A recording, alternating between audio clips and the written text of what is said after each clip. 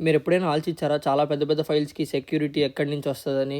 లేదా ఇప్పుడు మనం యూపీఐ ట్రాన్సాక్షన్ చేసినప్పుడు కింద మనకు ట్రాన్సాక్షన్ ఐడీ అని వస్తది కదా! ఆ ఐడీ వెనక ఉన్న అర్థం ఏంటి అని. సో, అవన్నీ క్రిప్టోగ్రాఫిక్ టాపిక్‌లోకి వస్తాయన్నమాట. సో, మనం దాంట్లో సబ్ టాపిక్ వచ్చేసి hashing algorithms. So, hashing algorithms basic అవి ఎలా వర్క్ అయితాయి? ఏంటి? ఎన్ని టైప్స్ ఉంటాయి? ఎలా యూజ్ చేస్తారని తెలుసుకుందాం. హ్యాషింగ్ అంటే converting an input to a fixed size string of text. అంటే ఒక ఫైల్ ఇచ్చినప్పుడు అదొక మనకి అవుట్‌పుట్ ఇస్తదనమాట. అవుట్‌పుట్ ఎవ్వరూ ప్రిడిక్ట్ చేయలేరు. ఇంతవరకు ఎవ్వరూ ప్రిడిక్ట్ చేయలేదనమాట.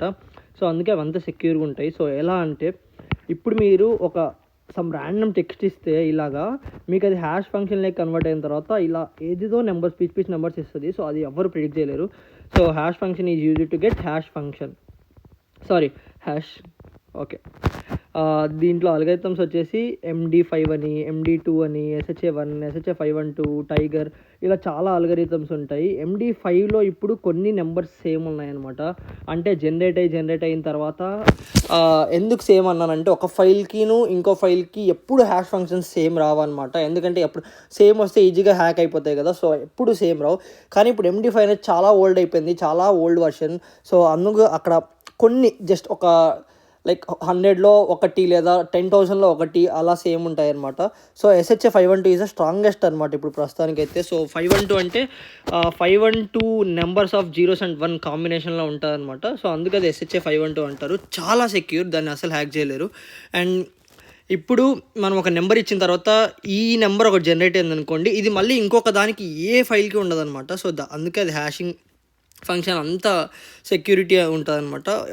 ఇన్పుట్ ఫ్యూచర్‌లో చాలా చేంజ్ అయితది. మీరు ఇప్పుడు హాయ్ అని ఇచ్చారనుకోండి, మీకు ర్యాండమ్‌గా ఏదో కొన్ని జనరేట్ చేస్తది. మళ్ళీ మీరు ఒక ఐ పెంచితే మళ్ళీ ర్యాండమ్‌గా మీకు ఇప్పుడు దీంట్లో 10 డిజిట్స్ ఉంటే దీంట్లో 12 ఉంటాయి లేదా 9 ఉంటాయి. అది మీరు ప్రిడిక్ట్ చేయలేరు. చాలా డిఫరెంట్‌గా వస్తది అవుట్‌పుట్.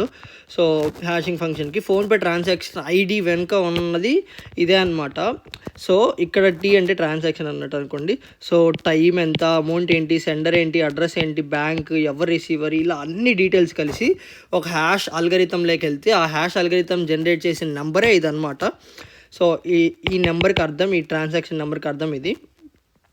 అండ్ ఇది చాలా సెక్యూర్డ్. నేను మీకు ముందు చెప్పినట్టుగా సేమ్ అవుట్‌పుట్ ఇస్తే సేమ్ ఇన్పుట్ ఇస్తే సేమ్ అవుట్‌పుట్ రావాలి అనేది అస్సలు ఉండదు. ఎందుకంటే మీరు ఒక్క చిన్న ఇన్పుట్ మార్చినా కూడా మళ్ళీ అవుట్‌పుట్ మొత్తం మారిపోతుంది.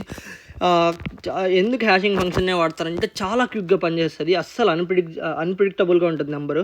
ఎవ్వరు గెస్ చేయలేరు. ఇప్పుడు మీరు అనుకోవచ్చు 512 డిజిట్సే కదా, ఏముంది కూర్చొని దాన్ని డీకోడ్ చేస్తారు, అది ఎలా అవుతుందో ఒక 10,000 ఫైల్స్ చూస్తే మనకు అర్థమైపోద్దని. నో వే, ఎవరు ప్రిడిక్ట్ చేయలేరనమాట. ప్రాసెస్ ఏంటంటే మీరు ఫస్ట్ ఒక మెసేజ్ ఇచ్చిన తర్వాత అది బైనరీ వన్స్ ఆ జీరోలకి మారుస్తుంది 512 డిజిట్స్ వచ్చే వరకు. దాని తర్వాత ఇప్పుడు SHA-512 గురించి మాట్లాడుతున్నాం కాబట్టి SHA-512 మళ్ళీ 64 బిట్స్‌కి కంప్రెషన్ అవుతుంది. అది ఎవ్వరు అవుతారనేది చెప్పలేరు. ఫైనల్‌గా అయితే మనకు ఒక హ్యాష్ వాల్యూ జనరేట్ అవుతుంది అనమాట.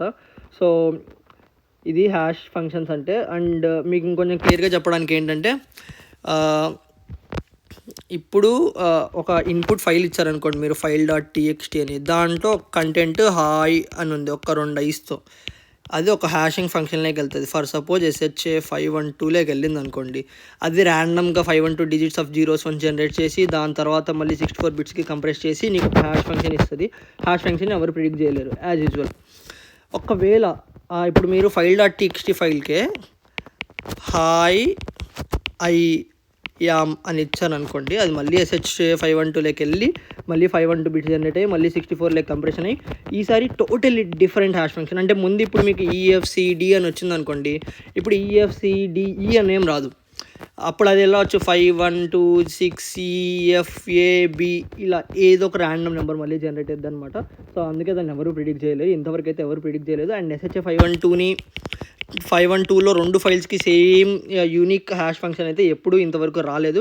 ఓన్లీ MD5లో మాత్రమే 10,000లో 1 లేదా 2 అలా ఉన్నాయి ప్రస్తుతానికైతే. అది కూడా చాలా రేర్‌గా మొన్ననే కనుక్కున్నారు. సో, SHA-512 సేమ్ వచ్చేసరికి ఇంకా ఎన్నో ఇయర్స్ పడుతుంది. ఎందుకంటే 512 డిజిట్స్ నుంచి 64 కన్వర్ట్ అవుతుంది కాబట్టి. సో, అలా ఇది బేసిక్ హ్యాషింగ్ అనమాట. సో, అందుకే ఈ ఫైల్స్ అన్నీ ఇలా సెక్యూర్ అయి ఉంటాయన్నమాట. ఒక చాలా పెద్ద సెక్యూర్డ్ ఫైల్స్ అయితే ఇప్పుడు మీరు ఫోన్పే ట్రాన్సాక్షన్కే వాళ్ళు హ్యాషింగ్ వాడుతారంటే మీరు అర్థం చేసుకోవచ్చు.